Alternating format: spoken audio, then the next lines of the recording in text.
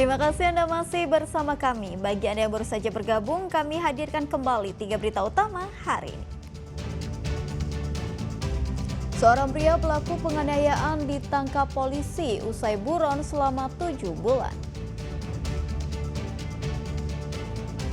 Kementerian Sosial menghentikan bantuan sosial bagi ratusan ribu penerima yang terbukti bermain judi online.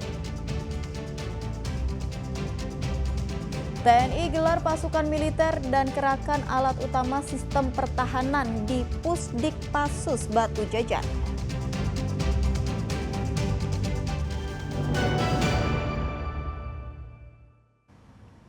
Gubernur Deddy Mulyadi setuju dengan sikap mantan Menteri Kelautan dan Perikanan Susi Pujiastuti yang menentang pemberian izin keramba jaring apung di Pantai Timur Pangandaran. Ia berjanji akan mengevaluasi pemberian izin dan menyatakan wilayah Pangandaran lebih baik dipertahankan untuk objek wisata dan perikanan tangkap. Pernyataan tersebut diungkapkan Gubernur saat ditanya mengenai sikap mantan Menteri Kelautan dan Perikanan Susi Pujiastuti yang menentang pemberian izin kepada 3 perusahaan untuk mendirikan keramba jaring apung budidaya ikan intensif di perairan lepas Pantai Timur Pangandaran. Deddy menilai dari tinjauan konservasi dan pelestarian laut, perairan Pantai Timur Pangandaran lebih baik dimanfaatkan untuk sektor pariwisata dan perikanan tangkap yang lebih bermanfaat bagi masyarakat lokal, baik pekerja sektor pariwisata dan nelayan. Deddy berjanji akan mengevaluasi pemberian izin tersebut. Dari sisi pandangan, ekosistem dan konservasi selaras dengan apa yang saya pikirkan. Karena bagi saya gini, bahwa area laut yang itu sudah menjadi areal wisata itu tidak boleh dirubah aspek-aspek yang bersifat tata guna lautnya. Artinya sudah aja menjadi hamparan pantai. Tidak boleh lagi menurut saya ya dari sisi pandangan konservasi. Tidak boleh lagi ada coupling-coupling keramba dan sejenisnya. Karena itu akan menurunkan daya dukung lingkungan dan mengganggu cara pandang laut dan serta mengganggu arus dari kapal-kapal nelayan atau orang berselancar. Pangandaran itu sudah basicnya pariwisata. Kita hormati itu sebagai basic pariwisata dan kalau budidaya sebaiknya dilakukan di tempat lain. Ini pandangan saya dari sisi konservasi. Bakal ada evaluasi nggak Pak yang KJ yang sudah nanggung itu? Saya termasuk yang akan mengevaluasi. Puluhan anggota Paskibra Kabupaten Cirebon mengibarkan bendera setengah tiang sebagai wujud solidaritas atas tewasnya seorang anggota Paskibra di Sumatera Utara. Mereka mendesak Presiden Prabowo dan penegak hukum menghukum berat pelaku yang secara keji menghabisi nyawa dan bahkan mencabuli korban.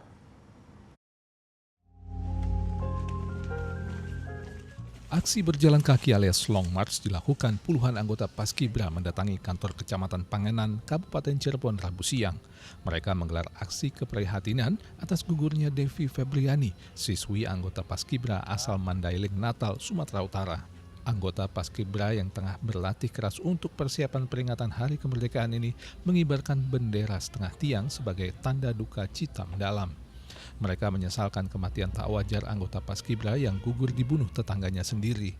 Anggota Paskibra Kabupaten Cirebon menuntut pelaku dihukum seberat-beratnya. Kita hari ini mewakili seluruh pasukan pengibar bendera di seluruh negeri, di seluruh Nusantara untuk mendesak kepada Bapak Presiden Republik Indonesia, untuk mendesak kepada aparat penegak hukum menghukum seberat-beratnya. Kita mendesak untuk dihukum pelaku, dihukum mati tanpa ampun.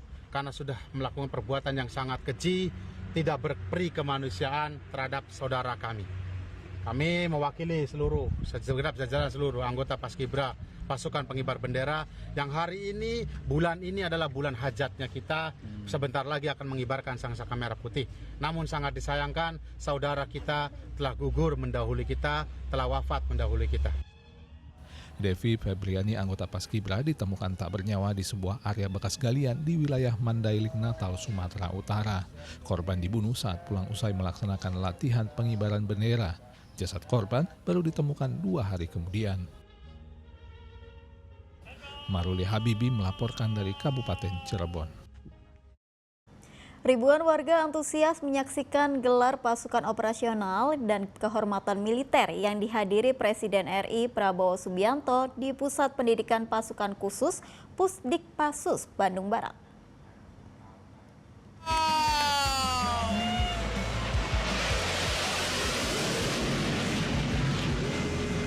Sejumlah pesawat jet tempur melintas di atas langit lapangan udara Suparlan, Komplek Militer Pusat Pendidikan Pasukan Khusus atau Pusdikpasus. Berbagai atraksi pesawat jet tempur ini berhasil memukau para penonton, termasuk Presiden Prabowo Subianto. Tak hanya Presiden, acara ini dihadiri Wapres Gibran Rakabuming Raka, serta para menteri Kabinet Merah Putih. Kegiatan yang digelar Minggu pagi ini dipenuhi ribuan warga dari berbagai daerah yang sengaja datang sejak dini hari. Meski harus berjalan kaki cukup jauh dan melewati sawah, ribuan warga ini antusias untuk menghadiri kegiatan gelar pasukan operasional dan kehormatan militer di Pusat Pendidikan Pasukan Khusus atau Pusdikpasus di kawasan Batu Jajar. Masyarakat ingin melihat langsung berbagai atraksi prajurit TNI seperti terjun payung, simulasi pertempuran, dan penanggulangan terorisme. Kita adalah anak kandung rakyat, kita mengabdi untuk rakyat. Kita membela rakyat dan kita siap mati untuk rakyat kita, saudara-saudara sekalian. Itulah TNI. Hari ini di belakang saya banyak tokoh-tokoh yang memakai seragam. Mereka pakai seragam sebagai tanda mereka ingin terlibat, mereka ingin mempertaruhkan diri mereka bersama-sama seluruh rakyat Indonesia. Sengaja Pak dari Garut? Pengen lihat apa gitu? Acara di sini pengen tahu. Dari jam berapa Pak? Dari Garut atau nginep? Nginep kemarin saya berangkat dari sana. Oh sengaja nginep ya? Keren banget, keren. Atraksinya menarik. Pokoknya keren banget. Ibu datang dari mana ini? Dari sini. Sengaja. Asli orang sini. Memang sengaja. Cuman dari Ciamplas lumayan agak jauh. Memang sengaja datang ke sini. Sengaja pengen nonton. Tingginya animo masyarakat menyebabkan kepadatan terjadi di ruas Jalan Batu Jajar Cimareme di Kabupaten Bandung Barat.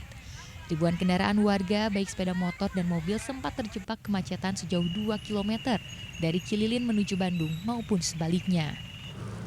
Sementara itu, gelar pasukan operasional dan kehormatan militer sendiri merupakan hajat besar TNI yang melibatkan sekitar 28.000 prajurit dari 3 angkatan. Dalam acara ini, Presiden RI juga melantik serta mengangkat sejumlah petinggi TNI dengan jabatan baru. Muhammad Abbas melaporkan dari Kabupaten Bandung Barat.